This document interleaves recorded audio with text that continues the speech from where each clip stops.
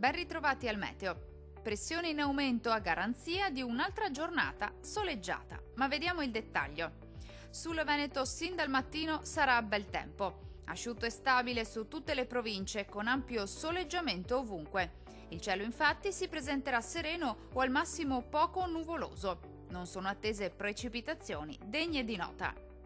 Temperature minime tra 12 e 15 gradi, massime comprese invece tra 21 e 24 gradi.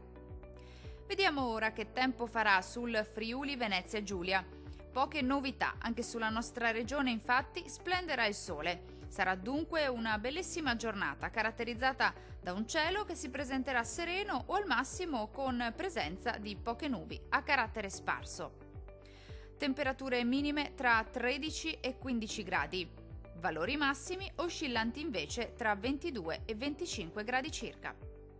Vediamo infine la situazione meteorologica del Trentino Alto Adige.